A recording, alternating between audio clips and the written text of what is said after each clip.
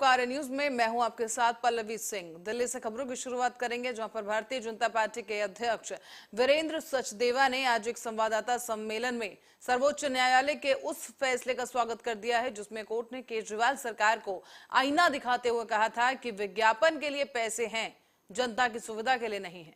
वीरेंद्र सचदेवा ने आगे ये भी कहा कि न्यायालय में दिल्ली सरकार ने ये कहा था कि जनता की सेवा के विकास कार्य के लिए पैसे नहीं हैं, जिसके जवाब में न्यायालय ने स्पष्ट तौर पर कहा था कि विज्ञापन के लिए अगर पैसे हैं तो जनता की सुविधा के लिए क्यों नहीं। कर सकते हैं क्योंकि प्रभावशाली पद पे रहे। आप कोर्ट में जाके ये कह रहे हैं कि मेरे पास जनता की सेवा करने के लिए पैसे नहीं है, लेकिन मैं विज्ञापन पे 500-600 करोड़ रुपए खर्च करता हूँ। मेट्रो रैपिड रेल से किसका फायदा होना था? दिल्ली की जनता का फायदा। केंद्र सरकार अपना बजट दे रही है, केंद्र सरकार अपना काम कर रही है, और जब आप कोर्ट में जाके रिटलाते हैं तो आज कोर्ट ने आपको आईना दिखाया है कि आप कितने ममताज, कितने झूठे और कितने हद तक गिरे हुए व्यक्ति हो। आपको शर्म नहीं आती वहां जाके ये बोलते हुए कि हमारे पास पैसा नहीं। हाईकोर्ट ने साफ साफ कहा कि आपके पास विज्ञापन के लिए पैसे हैं, सुप्रीम कोर्ट ने साफ साफ कहा कि आपके लिए विज्ञापन के लिए पैसे हैं, लेकिन जनता की सेवा के लिए जिससे सुविधाएं मिलती है उसके लिए पैसे हैं। कोर्ट ने यह भी ऑर्डर दिया है कि पिछले 3 साल में आपने विज्ञापन पे कितना पैसा खर्च किया है उसकी डिटेल दीजिए। पिछले 3 साल के फाइनेंशियल ईयर में जितना पैसा आपने खर्च किया है विज्ञापन पे वो डिटेल दीजिए। अब वो डिटेल भी आएगी सामने। यहाँ मैं एक जानकारी और देना चाहता हूँ। जो आरटीआई से हमने इकट्ठा किया है कि पिछले 5 साल में लगभग 1868 करोड़ रुपए इन्होंने विज्ञापन पर खर्च किया। लास्ट 5 ईयर्स में 1868 करोड़। और अगर इसको हम पर डे के हिसाब से कैलकुलेट करें, 1 करोड़ 20 लाख रोज के होते हैं 5 साल। इस तरह से ये दिल्ली की जनता को, दिल्ली की जनता का जो पैसा है जो दिल्ली के विकास के लिए खर्च हो रहा था, ये सिर्फ अपने चेहरे को चमकाने का असफल प्रयास कर रहे हैं।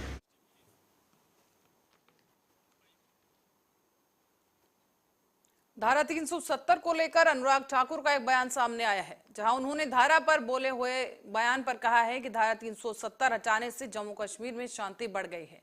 कोई नहीं चाहता कि इसमें बदलाव हो। देखिए, मैं तो इतना ही कहूंगा कि जम्मू कश्मीर को जो उसका हक था वो 75 वर्षों के बाद मिला। धारा 370-35A का हटना अपने आप में बहुत कुछ कहता है कि जम्मू कश्मीर में शांति, विकास, भाईचारा पहले से ज़्यादा बढ़ा है। और यही नहीं, पर्यटकों की संख्या भी कई गुना ज़्यादा बढ़ी। और आंकड़े बताते हैं कि जम्मू कश्मीर अब पथराव की घटनाएं बंद है, आतंकवादियों के खिलाफ कड़ी कार्रवाई हो रही है और पर्यटक और निवेशक। और लालू यादव ने बीजेपी को खुली चुनौती दे दी है। महाराष्ट्र में मची हुई उथल पुथल के बीच लालू यादव का एक बयान सामने आया है। उन्होंने एक सभा को संबोधित करते हुए भारतीय जनता पार्टी को चुनौती दी। कहा कि बिहार को हम हिलने नहीं देंगे। बीजेपी का बिहार से सफाया होना तय है। शरद पवार का कुछ उनके ऊपर असर पड़ने वाला नहीं है। कौन ने मेरे कहाँ गया नहीं गया, शरद पवार एक हैसियत है, एक ताकत है। उस ताकत को हिलाने का नरेंद्र मोदी ने कोशिश किया। तो वहीं महाराष्ट्र की सियासत में एनसीपी के अंदर हुए इस बड़ी हलचल को लेकर और जिस तरह से दो फाड़ हुई है, उसके बीच अब बिहार की सियासत भी गर्मा गई है। और इसी कड़ी में चिराग पासवान और भारतीय जनता पार्टी के एक नेता ने दावा कर दिया है कि जनता दल यूनाइटेड यानी कि जेडीयू के कई विधायक उनके संपर्क में हैं। उन्होंने इसी बीच बिहार में महाराष्ट्र जैसी स्थिति बनने की संभावना और महागठबंधन में फूट को लेकर भी संकेत दे दिए हैं। कहा कि यह संभव है और जो लोग दूसरों की पार्टी को तोड़ते हैं उन्हें भी यह अनुभव करना है। यही स्वाभाविक है, ऑपोजिशन का यूनाइट होना। बार बार हम लोग बोलते हैं मुश्किल काम है। इतना सहज होता तो 2014 से लगभग पिछले 10 सालों से ऑपोजिशन यूनाइट होने का प्रयास कर रहा है। और जब ऑपोजिशन के पास एक व्यक्ति को हराने के अलावा अगर और कोई एजेंडा नहीं हो तो क्यों कोई यूनाइट होगा। और जब इतने महत्वाकांक्षी दल एक साथ आते हैं तो अपनी व्यक्तिगत महत्वाकांक्षाओं का कोई त्याग करे, ऐसा होता नहीं और ऐसा अभी तक हुआ भी नहीं है। बहरहाल बार बार इनकी डेट बदल रही है। पटना की बैठक यहीं पे मुख्यमंत्री जी ने घोषणा की थी हिमाचल को लेकर, फिर शरद पवार जी ने बोला कि बेंगलुरु में होगा। अब होता है नहीं होता है ये विपक्ष की चिंता है। महाराष्ट्र में जो हुआ क्या कहेंगे उस पे? भाई महाराष्ट्र में जो हुआ उस पर क्या कहना, जो है वो सबके सामने है। पर हाँ, उसकी चिंताएं बिहार के भी कुछ दलों को होनी चाहिए।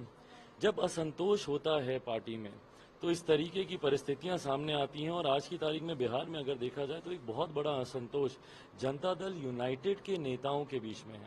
उसके कारण भी हैं भाई, दो कारण है। सबसे पहला कारण तो जैसी करनी वैसी भरनी। मुख्यमंत्री जी ने जैसा दूसरों के साथ किया, कल को उनके साथ भी अगर ऐसा ही होता है नीतीश कुमार जी के साथ, तो कोई आश्चर्य की बात नहीं है। हम ही लोगों की पार्टी को 2005 से निरंतरता में उन्होंने तोड़ने का उन्होंने प्रयास किया। दूसरा बहुत लॉजिकल कारण है भाई, आप बताएं इनके विधायक या इनके सांसदों में असंतोष क्यों नहीं हो। 2019 का चुनाव जो इनके सांसद जीत के आए वो किसके सामने जीत के आए? महागठबंधन के नेताओं के सामने ही जीत के आए हैं ना। 2020 विधानसभा का चुनाव जनता दल यूनाइटेड के विधायक किसके सामने जीत के आए हैं? महागठबंधन के प्रत्याशियों के सामने ही जीत के आए हैं ना। तो ऐसे एक एक लोकसभा सीट पर महागठबंधन के भी प्रत्याशी और जनता दल यूनाइटेड में दोनों अलग इसलिए बोल रहा हूं क्योंकि 2019-20 में मुख्यमंत्री जी एनडीए के साथ थे, तो महागठबंधन के अपने मजबूत दावेदार हैं। ऐसे में मुख्यमंत्री जी की पार्टी के भी दावेदार हैं। लोकसभा में भी यही समस्या है, विधानसभा में तो एक। खबरों में आगे बढ़ेंगे, रुक करते हैं अगली खबर की ओर। सुभाषपा नेता राजभर के सपा के 40 नेताओं वाले बयान पर अखिलेश यादव की प्रतिक्रिया सामने आई है। अखिलेश यादव का क्या कुछ कहना है वो आप सुनिए। जो जिससे मिलते हैं उनसे कहो वो ले जाए, हमारे जिनसे वो मिलते हैं उनसे कह दो कि ले जाए। कांग्रेस की राहुल गांधी भी आए थे ना सर, राहुल गांधी भी आए। देखिए वो तो सब लोग आएंगे, बीजेपी को हटाना कौन नहीं चाहता है। और जो बीजेपी को हटाना चाहते हैं उन्हें कम से कम उन दलों को साथ आना चाहिए जो बीजेपी से लड़ रहे हैं। बीजेपी का जो मुकाबला कर रहे हैं उनको सबको साथ लाने का ही कोशिश लगातार रही है और होती रहेगी। कितने दिन के दौर है सर? बस अभी मिलकर के जा रहे हैं, फिर बुलाएंगे तो फिर आएंगे। कांग्रेस और बीआरएस अगर साथ नहीं आ रही है, उन्होंने साफ कर दिया, तब ऐसे में फिर आप लोग कैसे? बीआरएस ही तो लड़ रही है बीजेपी से, लेकिन फिर कांग्रेस में तो वही कह रही है बीआरएस नहीं लड़ेंगे तो हम नहीं लड़ रहे क्या बीजेपी से, कि कांग्रेस हमसे। मध्य प्रदेश के दतिया से खबर है, जहां पर जिले के प्रभारी मंत्री सुरेश राठखेड़ा ने आखिरकार सोशल मीडिया पर एक मासूम बालिका के वायरल हुए वीडियो का संज्ञान लेते हुए न सिर्फ उसके घर का दौरा किया बल्कि उसकी दयनीय हालत देखते हुए प्रभारी मंत्री सुरेश राठखेड़ा ने मुख्य कार्यपालन अधिकारी कमलेश भार्गव और सेवड़ा के एसडीएम प्रतिज्ञा डिंगला और न्यायपालिका अधिकारियों तहसीलदारों को मिलकर मौके पर निर्देशित किया। कहा गया कि 8 दिन के भीतर ही इस बालिका को जमीन का पट्टा दें और अगर अगले ही दिन उस पर मकान बनाने के लिए राशि भी मुहैया कराएं। दरअसल 3 दिन पहले ही इस लड़की का एक वीडियो वायरल हुआ था जिसमें उसने अपने घर की कच्ची झोपड़पट्टी का हवाला देते हुए पक्के घर की मांग की थी। अब प्रभारी मंत्री ने यहां पर पहुंचकर दौरा किया है। साथ ही जिला अध्यक्ष सुरेंद्र बथौलिया और भाजपा के कार्यकर्ता पदाधिकारी कोर कमेटी के पदाधिकारी तमाम दिग्गज इस दौरान मौजूद रहे। भाइयों को धन्यवाद देता हूँ कि आपने तत्काल उस वीडियो को डाला, हम सब ने उसको देखा और जैसे वीडियो को मैंने देखा तत्काल मेरे मन में आया। मैं जिलाध्यक्ष जी को दतिया बात की कि स्पॉट पर स्थिति क्या है। अध्यक्ष जी ने मेरे को बताया वाकई रहने को जगह नहीं है, तो मैंने अध्यक्ष जी का कल अपन मीटिंग लेने आ रहा है, वो तत्काल अपन बेटी के घर चले गए। तो हमने अपना वादा निभाया, हम बेटी के घर आ गए और बेटी के घर आके बाकी मैंने स्थिति को देखा तो बाकी बेटी को सोने की तो बात छोड़ो, बैठने के लिए जगह पर्याप्त नहीं। मैंने तत्काल तहसीलदार को बुलाया और हमारे सीहोर विधानसभा के अंतर्गत इच्छावर गांव में रखा गया प्रतिभाशाली सम्मान समारोह, जहां पर कार्यक्रम के मुख्य अतिथि के रूप में समाज सेवी अखिलेश राय पहुंचे। बता दें कि सम्मान समारोह जनपद उपाध्यक्ष प्रतिनिधि ने रखा।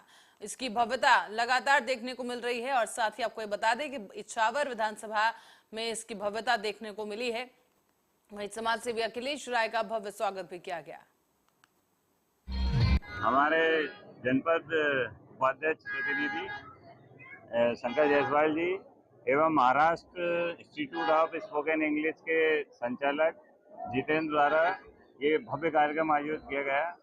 ये एक ऐतिहासिक कार्यक्रम था, क्योंकि जितने भी बच्चे जो आज टॉपर होते हैं उन्हें कहीं ना कहीं सम्मान मिलता है, तो उन्हें और मोटिवेट होते हैं, उन्हें और आगे जाने का अवसर प्रदान होते हैं।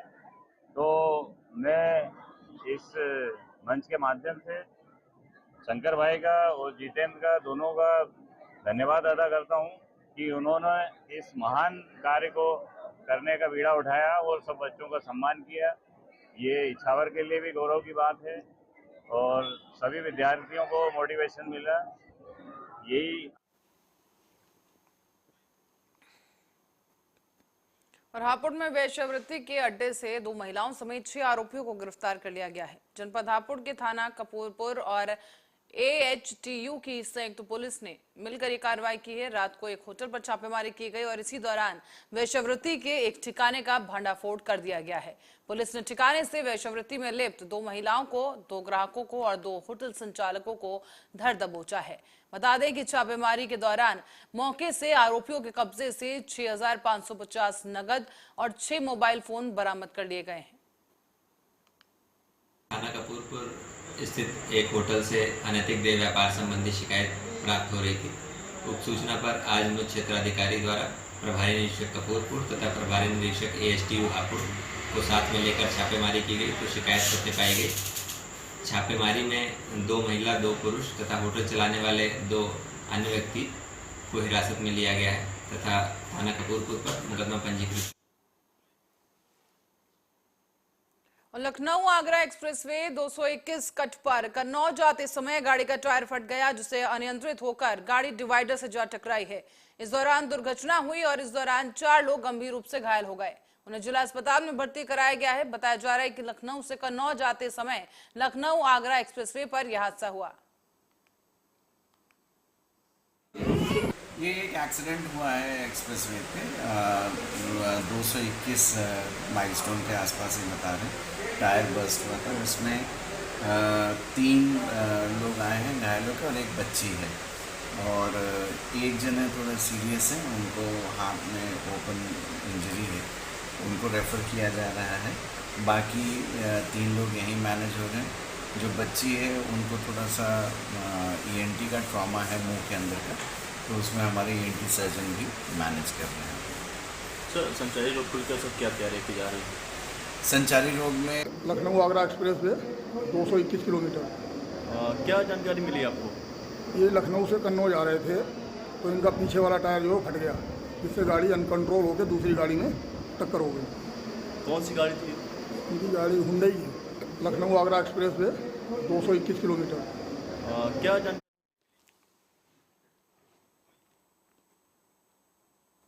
दतिया में गुरु पूर्णिमा के अवसर पर प्रसिद्ध मंदिरों पर श्रद्धालुओं को गुरु दीक्षा दी गई है। दरअसल हनुमानगढ़ी में चेतनदास महाराज मंदिर पर गुरु पूर्णिमा के पर्व पर पूरे श्रद्धा भाव के साथ ये पर्व मनाया गया है।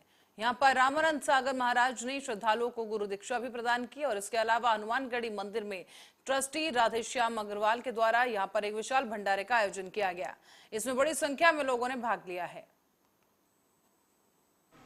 इस सालों से चला आ रहा है, ऐसी भव्यता दिन पर दिन बढ़ती चली जा रही है और गुरु जी की कृपा रही तो इससे और ज़्यादा भीड़ होगी।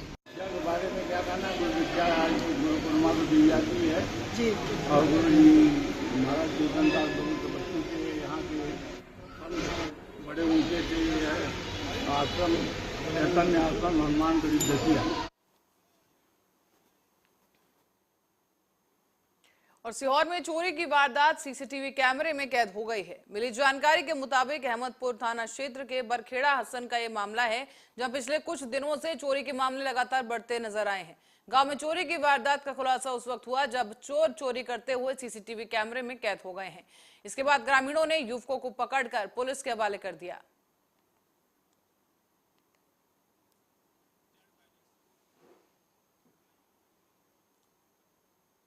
खबर सीहोर से है, जहां पर बुधनी के रेहटी थाना क्षेत्र के गांव रतनपुर में जमीनी विवाद को लेकर दो पक्षों में मारपीट हुई। इस मारपीट के दौरान दोनों पक्षों के कुल 10 लोग घायल हुए हैं और घटना की सूचना मिलते ही पुलिस जो है वो भी घटनास्थल पर पहुंच गई। घायलों को अस्पताल में भर्ती कराया गया है, जिनमें से कुछ की हालत गंभीर बनी हुई है। उन्हें भोपाल के लिए रेफर कर दिया गया है। फिलहाल पूरे मामले की जाँच जारी है। पैतृक संपत्ति हर साल जमीन बोते हैं, 50 साल से बोते आ रहे हैं। कोई जमीन बो रहा था, अचानक से यादव लोग आए, गाली गलौज करी। हम मेरी चाची सामने क्यों गाली क्यों दे रहे, तो डायरेक्ट लड़ाई हुई। हम लोगों को बचाने के लिए आई तो इन लोगों ने डायरेक्ट उसके सरवन ने इनको कुल्हाड़ी मार दी। लड़ाई हो गई, बस यही हुआ। बस कहाँ पे जमीन है आपकी? ये जमीन हमारी सावरखा रतनपुर, तहसील रेहटी, जिला सीहोर। और जिन लोगों ने आपके साथ मारपीट की वो यादव लोग हैं, वो रतनपुर के ही हैं। उनकी जमीन भी आपके साइड में? कुछ भी नहीं है, कोई जमीन नहीं आई साइड में उनकी, किसी प्रकार से कोई जमीन। तो किस कारण? ये इनकी कब्जे वाली ज़मीन थी, तो उसको देखने के लिए गए थे। हाँ, तो वो जिन्होंने मारा वो आए और इनसे पूछी भी नहीं और डायरेक्ट मारने लगे इनको। तो इनको बहुत बुरी तरीके से मार दिया और वो ये बोल रहे थे बोले जान से ख़त्म कर देंगे। कितने लोग घायल हैं आपकी तरफ? 6 लोग घायल हैं। वो कौन लोग हैं? ये जगदीश मायाराम, सरवन मिट्ठूलाल, परशुराम मिट्ठूलाल, कुशबेराम मिट्ठूलाल, प्रदुम सरवन और कुछ समय पहले ही आईजी पंजाब के मशहूर कलाकार और अदाकार गिप्पी गरेवाल की पंजाबी फिल्म पानी बीच मधानी लॉटरी की दिखाई गई और आज तलवंडी साबो में ये नज़ारा जो है सच होता नजर आया है। दरअसल सिख कौम के तख्त तक श्री दमदमा साहिब में अपने साथी को अमृतपान करवाने आए एक व्यक्ति ने तलवंडी साबो से लॉटरी की दुकान से 200 रुपए की लॉटरी खरीद ली और उस वक्त पहला इनाम 1.5 करोड़ रुपए का उसने जीत लिया है। लेकिन उसकी लॉटरी गुम होने की वजह से वो इनाम हासिल करने के लिए दर दर की ठोकरें खा रहा है। इसी को कहते हैं कि अगर किस्मत खराब हो तो भगवान देकर भी छीन लेता है। ਅੰਮ੍ਰਿਤ ਛਕਾਉਣ ਆਏ ਸੀ ਦਮਦਮਾ ਸਾਹਿਬ 4 ਤਰੀਕ ਨੂੰ। ਉਹਨੂੰ ਅੰਮ੍ਰਿਤ ਛਕਾ ਕੇ ਤੇ ਅਸੀਂ ਇੱਥੋਂ ਜਾਂਦੇ ਹੋਇਆਂ ਨੇ ਕਿਹਾ ਵੀ ਇੱਕ ਟਿਕਟ ਲੈ ਚੱਲੀਏ। ਅਸੀਂ ਟਿਕਟ ਲਈ, ਉਹ ਜੋ ਕਿ ਉਹਦਾ ਨੰਬਰ 841805 ਆ। ਕਿੰਨੇ ਦੀ ਲਈ ਸੀ? ਉਹ 'ਚ 200 ਰੁਪਏ ਦੇ ਲਈ ਸੀ ਜੀ। ਅੱਛਾ। ਉਹ ਟਿਕਟ ਜਦੋਂ ਉੱਥੇ ਮੈਂ ਲੈ ਗਿਆ, ਘਰੇ ਲਿਜਾ ਕੇ ਰੱਖਤੀ। ਉਸ ਤੋਂ ਬਾਅਦ ਮੈਂ ਫਰੀਦਕੋਟ ਬੱਚਿਆਂ ਦੀ ਦਵਾਈ ਲੈਣ ਵਾਸਤੇ ਆਇਆ। ਉਹ ਟਿਕਟ ਮੈਂ ਫਰੀਦਕੋਟ ਘੰਟਾ ਘਰ ਕੋਲੇ ਸਰਦਾਰ ਜੀ ਨੂੰ ਵਿਖਾਈ। ਉਹ ਕਹਿੰਦਾ ਵੀ ਇਹਦੇ ਵਿੱਚ ਕੁਛ ਨਹੀਂ। ਕਿੰਨੀ ਤਰੀਕ ਨੂੰ ਵਿਖਾਈ? ਮੈਂ ਉਹਨੂੰ ਵਿਖਾਈ 22 ਤਰੀਕ ਨੂੰ 11:30 ਵਜੇ ਟਿਕਟ ਵਿਖਾਈ ਆ। ਉਸ ਤੋਂ ਬਾਅਦ ਉਹ ਕਹਿੰਦਾ ਕੁਛ नहीं। और सावन माह की शुरुआत आज से हो चुकी है। इसी क्रम में कानपुर देहात के सभी शिव मंदिरों में शिव भक्तों का तांता देखने को मिल रहा है। इस कानपुर देहात के दौरान यहाँ पर बनीपारा में बने बानेश्वर महादेव मंदिर में सुबह 4 बजे से ही भक्तों की लंबी कतार लगना शुरू हो गया। भगवान का जल अभिषेक करने लोग पहुंचे और अपनी इच्छाओं के लिए इच्छा के अनुसार मनोकामना मांग रहे हैं। लोगों को यहाँ पर मांग करते हुए देखा भी जा सकता है। किस तरीके से शिवलिंग पर जल अभिषेक किया जा रहा है, लोग यहाँ पर खड़े हुए हैं। और साथ ही बता दें आपको कि सुबह 4 बजे से ही मंदिरों के बाहर शिव भक्तों का तांता लगना शुरू हो गया। बता दें आपको कि सावन महीने में भारतवर्ष में कोने कोने में लोग जो हैं पहुंचते हैं शिव मंदिर। शिव का जल अभिषेक किया जाता है और शिवलिंग पर अपनी इच्छा अनुसार लोग सामग्री चढ़ाते हैं। साथ ही बताया जाता है कि बानेश्वर महाराज की अगर बात करें तो बेलपत्र धतूरे के फल को वो बेहद पसंद करते हैं। मंदिर के महंत की अगर माने तो शिव मंदिर लगभग हजारों वर्ष पुराना है। बनीपारा जिले में यहाँ पर भी लगभग 14 वर्षों से मैं यहाँ पर बाबा की सेवा कर रहा है। सावन महीना के बाद हर लोग आते हैं, अच्छी तरीके से देखते हैं और पूजा अर्चना करते हैं और मन जो मांगते हैं। और रायपुर के कोतवाली नगर क्षेत्र के काली मस्जिद मोहल्ला ब्रह्मनान में रविवार की शाम को भैंसा बुग्गी खड़ी करने को लेकर दो समुदाय के बीच झड़प हो गई। इस दौरान फसाद में वांछित 4 फरार पत्थरबाजों पर पुलिस ने 10-10 हजार रुपए का इनाम घोषित कर दिया है। पुलिस ने नागरिकों से भी अपील की है कि फरार पत्थरबाजों के संबंध में अगर किसी को कोई जानकारी मिलती है तो पुलिस को तुरंत सूचित करे। 2 जुलाई की 6:30 बजे मोहल्ला ब्रह्मनान काली मस्जिद के पास 2 पक्षों के बीच हुए पथराव के संबंध में कोतवाली नगर हापुड़ में 2 अभियोग पंजीकृत किए गए थे। उक्त अभियोगों के वांछित अभियुक्तों में से 4 अभियुक्तों के विरुद्ध श्रीमान पुलिस अधीक्षक हापुड़ महोदय द्वारा 10,000 रुपए का इनाम घोषित किया गया है। उक्त अभियुक्त गण की शीघ्र गिरफ्तारी एनसीपी में फूट के बाद अब बीजेपी अध्यक्ष चंद्रशेखर बावनकुले ने शरद पवार को संदेश दे दिया है। उनका ये कहना है कि हमले समर्थन मिला है हमें और देश के विकास के लिए हम किसी के घर नहीं गए थे। शरद पवार जी भी जनता के सामने सब जानते हैं और हम भी जाएंगे, हम किसी को तोड़ नहीं रहे हैं। 2047 तक आत्मनिर्भर भारत का संकल्प हमारे मोदी जी ने किया है, हमारी केंद्र सरकार ने किया है, उसको समर्थन मिल रहा है। एक प्रकार का समर्थन अगर कोई देता है तो उसके लिए हम लोग कैसे ना बोले, समर्थन मिला है। ये समर्थन महत्वपूर्ण है और ये देश के लिए महाराष्ट्र के हित में है, तो इसलिए महाराष्ट्र का हित जहाँ है, देश का हित जहाँ है, वह हम काम कर रहे हैं। और हम तो किसी के घर गए नहीं, हमने किसी के पीठ में खंजीर खोपा नहीं, वो हमारे संस्कार नहीं है। ये शुरुआत तो 2019 में की गई, जब देवेंद्र जी को पूरे महाराष्ट्र की जनता ने समर्थन दिया, मुख्यमंत्री बनने के लिए वोट दिए, मुख्यमंत्री के लिए वोट दिए। उसके बावजूद 2019 में जिस प्रकार से देवेंद्र जी को सीएम नहीं बनने से रोका गया, जिस प्रकार से एक षड्यंत्र किया गया, वो षड्यंत्र को आज आप दिख रहे हैं कैसी हालत उनकी हो रही है। आज हम कोई पार्टी को तोड़ नहीं रहे, हम लोग केवल मोदी जी एट 9 का जो समर्थन मांग रहे हैं और हमें समर्थन मिल रहा है। और आगे भी आपको दिखेगा महाराष्ट्र में हमें समर्थन मिलेगा। 45 प्लस यहाँ के सांसद हमारे मोदी जी के लिए हाथ ऊपर करेंगे और विधानसभा में भी 200 प्लस विधायक हमारी सरकार लाने के लिए अच्छे तरह से पूरी बहुमत से इस महाराष्ट्र में आएंगे, ऐसा मुझे लगता है। शरद पवार साहब को जो भी करना है उनका अधिकार है, वो घूमे, जनता के पास जाए। हम भी जाएंगे, जनता के पास जा रहे हैं, हम भी जनता से बात कर रहे हैं। हम पूछ रहे हैं कि 2019 को कौन मुख्यमंत्री बनना चाहिए था, किसने षड्यंत्र किया हमारे साथ, कौन षड्यंत्र का भागीदार। तो जनता कहती है ना, जनता को जो प्रश्न पूछते तो जनता ही कहती है, जनता ही कहेगी। तो शरद पवार साहब का काम शरद पवार साहब करे, उनकी पूरी छूट है। लेकिन जनता में हम भी जा रहे हैं, हम भी रोज जनता से बात कर रहे हैं। कल मैं 30,000 लोगों से बात किया जालना में जाकर, 30,000 लोगों ने कहा हाँ 2019 में हमने देवेंद्र जी के लिए वोट दिए थे। और इसी खबर के साथ ही बुलेटिन में फिलहाल के लिए इतना ही। देखते रहिए आर्या न्यूज।